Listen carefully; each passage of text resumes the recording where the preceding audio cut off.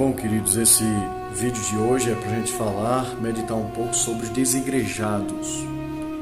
Os desigrejados, eles são contra todas as denominações, contra todas as reuniões dos templos.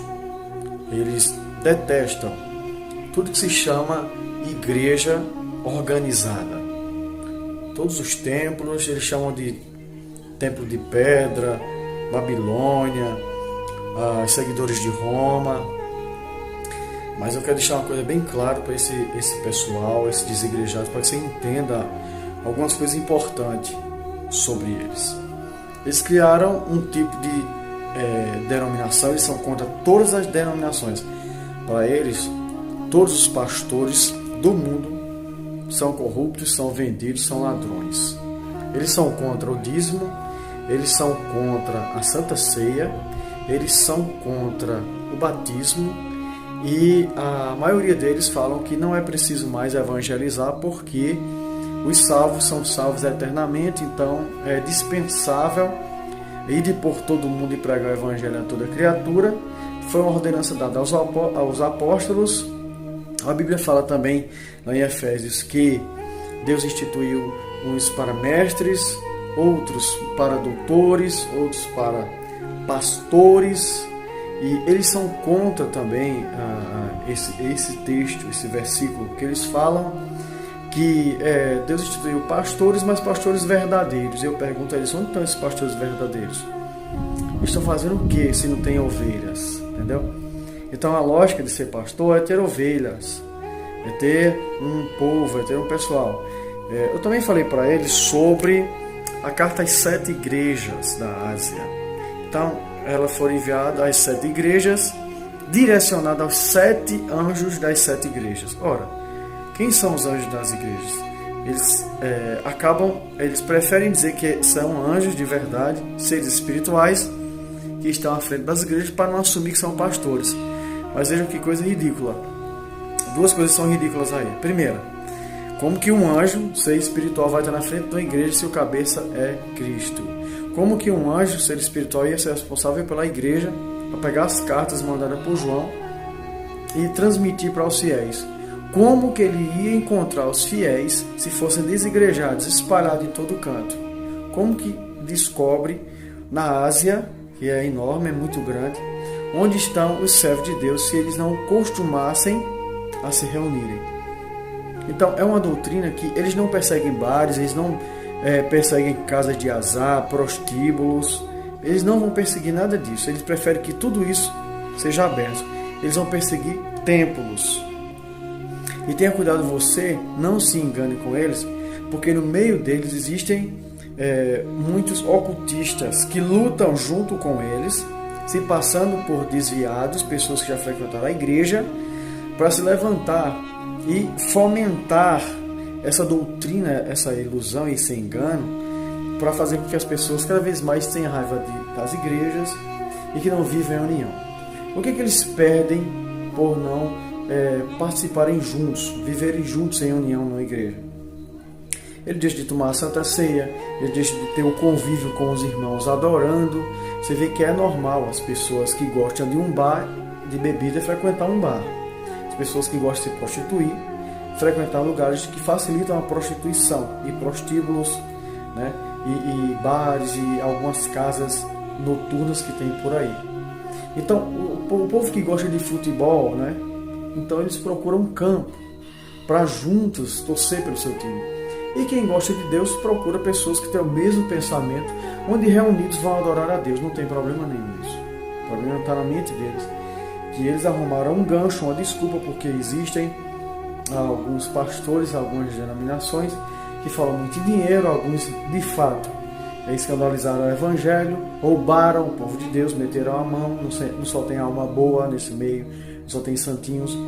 Mas eu não vou condenar todos os pais, porque alguns pais estupraram seus filhos. Eu não vou condenar todas as mães, porque algumas mães jogaram seu filho na lata do lixo.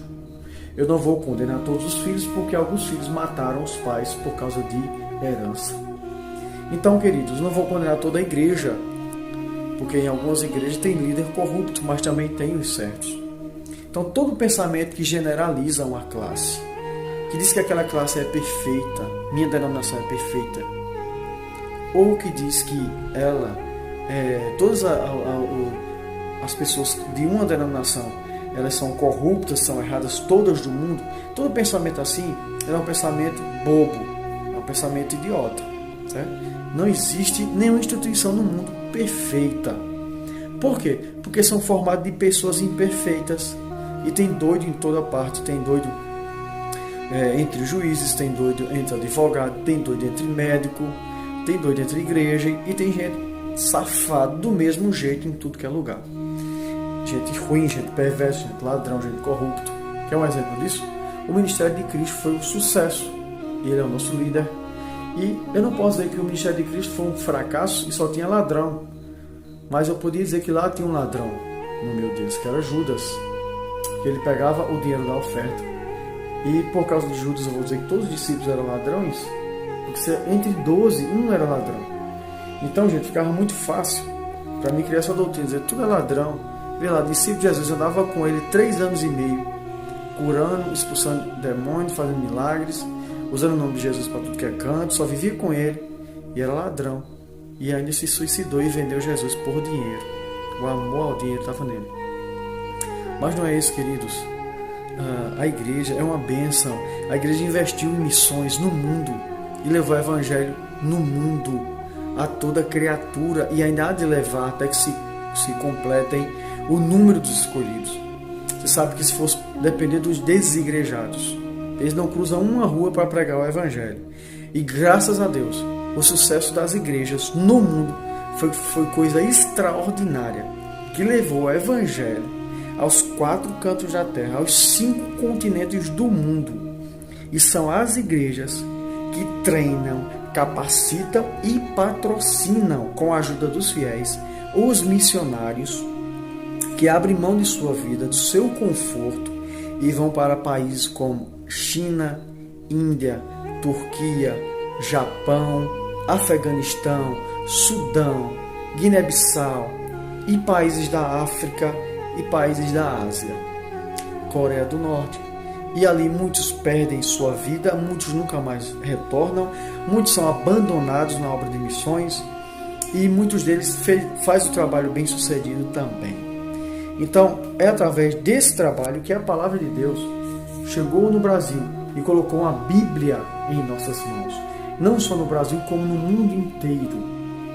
Liberou a Bíblia nas mãos para que todos tenham direito a ter o entendimento da palavra de Deus, iluminados pelo Espírito Santo de Deus. Então, tudo aquilo que eles não conseguem fazer sem um templo, sem uma igreja, sem um pastor, eles condenam, como a ceia, o batismo e as reuniões dentro de um templo, tá, queridos? Então, nós sentimos muito por essas pessoas que só querem fazer as reuniões se forem nas casas. Eles falam tanto que devia ser como os apóstolos, né? Que não tinham um templo. Mas por que não tinham um templo os apóstolos?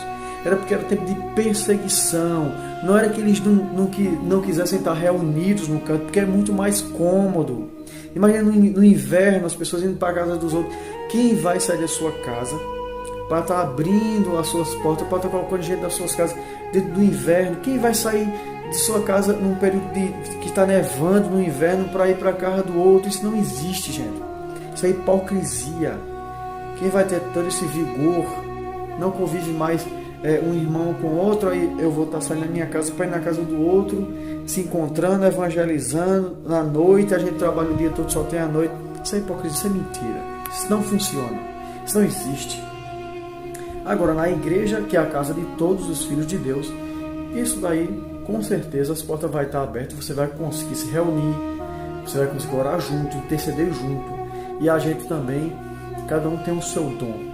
E lá nós compartilhamos nosso dom. Um ora, um traz uma palavra, um traz um testemunho, um outro chega para uma pessoa que está com um problema e aconselha, outro leva o pastor, faz uma visita, e assim sucessivamente. Então, por que os discípulos não se reuniam num templo, nem os crentes primitivos? Porque eles eram perseguidos. Mas em algumas casas, de fato, eles se reuniam em alguns espaços, tá, queridos? Então fica aí para você ter uma compreensão do que esse povo tem. E existem duas classes que lutam contra a igreja física, igreja organizada aqui na Terra. São os desigrejados e os satanistas, os ocultistas, né? Satanista, ocultista, tanto faz. Eles lutam para fechar as igrejas, para ver as igrejas de portas abaixadas. Então, os desigrejados querem isso e também os satanistas querem isso, porque é a vontade do diabo. Tá? Infelizmente, lá tem pessoas de Deus entre os desigrejados? Tem, estão enganados, mas tem. Mas eu creio que nesses Deus vai trabalhar e vai fazer coisas grandes e vai trazer para a sua casa e eles vão reconhecer a verdade, tá bom? Deus abençoe sua vida. Fique aí para o seu conhecimento. O comentário de hoje foi sobre os desigrejados. Amém, queridos? Deus abençoe. Continue na sua congregação. Ajude seu pastor. Oferte e veja se, confira somente se o que você está ofertando está sendo bem distribuído, está sendo valorizado e está sendo, de fato, investido na obra do Senhor. Deus ilumine sua vida. Deixa